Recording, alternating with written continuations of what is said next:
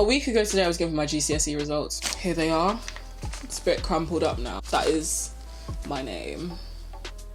That's my form class. There's nothing really to hide, it's legit just my name and form class. But yeah, so a week ago today I was given my GCSE results, and if you asked me a year ago if I would film this video about my GCSE results, I would have said to you, sis, hell no. I'm not gonna film that video because everyone's just nosy about what I got. I'm even gonna get like a decent result to even show to the camera. But the main reason I wanted to film this video was because I wanted to inspire people who have been told this year that they can't even pass a single GCSE and they will never pass. I'm just here to let you know that nobody can define you. I want to go into my whole academic journey first, just to give you guys a feel of how I used to be compared to the results I've obviously got. Year 7 I was just a regular, you know, schmegular year 7 kid. I don't know what else to say, like I was just that cringy kid like that had the really big rucksack that just looked like some mountain traveling backpack. I didn't even know how I was allowed to bring that into school. Like it was just like looking back at the pictures, like that should actually be illegal. We had this assembly thing where they gave you like certificates and they gave you all the awards for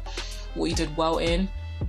This certificate like was given throughout from year 7 to 11 despite like the changes in school, but the only time I ever got a single award was in year 7 for like the first time, and I got 3 subjects. Since then I've never gotten legit any subjects. It was always been blank. I was never a bad kid in school, just didn't listen that much in year like 8, 9 and 10. Year 10 I really didn't listen because that's when I started like getting into K-pop and like just my priorities were not set straight, and I just watched BTS videos every single time I got from school. That's like all I did. But I've always wanted to do well in school, and I don't think I've ever really done that amazingly or even that well. Every single time I got a result I was always like upset and crying and stuff, but like after like I didn't really do anything about it, which was kind of like my fault for like not acting on like my grades. I probably did for like 5 seconds, and after I was like, you know what, this is too much work, like I'm not even gonna act up on the grade. And that is something that I advise you guys to stop doing. Like please, honestly, like it's worth it in there. So I'm gonna give you guys a feel of how I've done now in my actual like results 2019 compared to like my mocks and everything like that. I brought my mock result, like my final mock before my exams, and like this is to show you that like it's just not the end of the world. If you want to like watch just my results, I'll put like the timestamp on the screen so you can just go to that and like watch me read out my results if that's all you care about, because I know like sometimes that's all I care about too. But I genuinely want like people who feel disillusioned to actually like see this story and like get a feel of what it was like to get those results that I actually got in 2019. So I'm gonna go through my mock results from year 11. I brought it with me to results day because I really wanted to show myself in comparison, because I knew it was going to be a change. I knew it was going to be different, even though I was scared and obviously paranoid that it would just like turn out like completely like terrible. I still brought it with me because I had this kind of like hope in my like my heart and my soul. I had this hope that everything would be a lot better, and it was. I think I've covered it well enough. This is like the sheet. I'm not lying, like these are generally like the tax grades that I got. So I'm just gonna read out all of them. I got a 5+. English language I got a 5. English literature I got a 4. I just have to make my disclaimer because I forgot to make a disclaimer, but a 4 is definitely not a bad grade. Everybody has different expectations. A 4 was just not one of my expectations. That's all I have to say. Wait, guys. Why is my wig on the table behind me? Oh my god, that just looks so ghetto. Please ignore that. History I got a 3, which is like literally a fail. Maths I got a 3, which is a fail.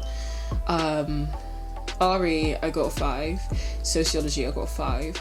Science I got a 4. We're supposed to get 2 grades, but like we only did the paper ones for mocks, so we got 1 grade and I got a 4. So I think for mocks I thought I revised really well, but I actually wasn't revising efficiently enough. That's probably what let me down, because like I thought I was revising a lot but I wasn't revising properly. And I think that's a skill that you guys like who have been disillusioned by school and like have been told like, oh, you don't work hard enough, but you think you really do.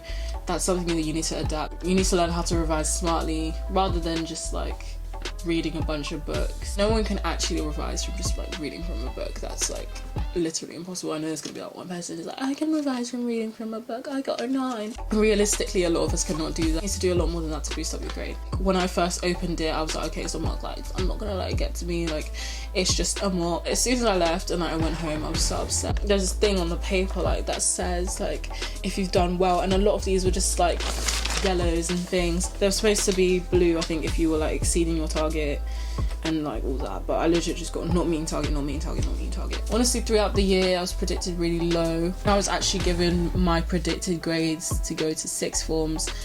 Legit every single one of them was like a 5, and I was just like, what? And I think my Englishes were like 6s, so I was predicted pretty low.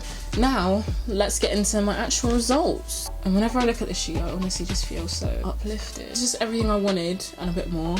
So let me tell you the grades I got. Combined science, because you get 2 grades, I got a 6. Drama, I got a 5. Maths, I got a 5. RE, I got a 7. History, I got a 5. Sociology, I got a 6. English language, I got a 7. English literature, I got a 7. And when I saw these grades, I was just like, what? Like, I didn't even know what to say. I was so happy with it. I would have liked a high grade in science, just because like I worked my butt off in science. I went from like a 4 to 7 in like 2 months. Maths. That grade was just, I've never been good at maths, and I stayed on a 3 for the whole of year 11. Don't know what it was about maths, but I just couldn't pick it up. I couldn't understand it. Thank God that I got a 2, because that is probably the only reason why I got the grade that I got. I really thought I was gonna fail. When I saw it, I legit started crying. I was just like, wow, I passed maths. It was like when I opened the paper, it's like everything else on that went blank, and like the only thing I could see was maths, and I was like, 5, like what? I thought I was gonna get a 4 at the most. I was just so happy with that grade. Like RE, I remember in my mock, I think I got a 4 even. It was the first exam, so I just really put like my all into that exam. It's probably why I got a high grade in that. I feel like if anything else was like first, I probably would have got the high grade in that. History, I got 5. I'm actually really happy about that, because history I was supposed to catch up because I was so behind on the course. I came so late, just started chucking myself information. I started doing some research on my own. I used past papers. I predicted things that I thought could come up and stuff like that. Like I was just, I don't even think I knew solid information, but I just remembered things, and like it kind of worked. There was one question I didn't answer and I still managed to get a 5. Like I left out a whole 8-mark question. Who knows? If I did that question, I could have got like a 6 maybe. Sociology, another grade that I'm very shocked about, because like I remember my first exam, I came out and like my time management skills was so bad. I think I left out a 12-mark question, and like I was so upset after that exam. I went to my mum and like I was like, Mum, like I left out a 12-mark question, I'm gonna get such a terrible grade, and I got a 6. So imagine if I did the 12-mark question, I could have got a 7. English language, oh my god, English language. I remember doing this exam. This exam threw me off. I felt like I had some panic attack in there. I just started crying. I was like, that's the worst exam I've done in my life. If I even got like a 3, like that would be a miracle. And I got a 7. Like, I don't even know how. But I still don't know how, and I don't know.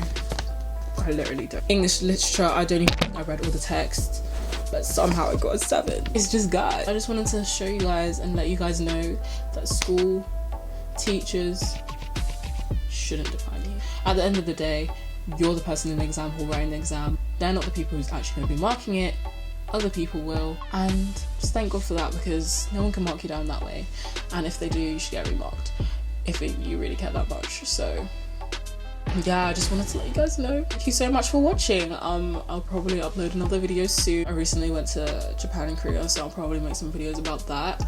If not, it'll be about back to school, because I'm legit going back to school next week, starting a new school, going to a film school. Really excited, but yeah.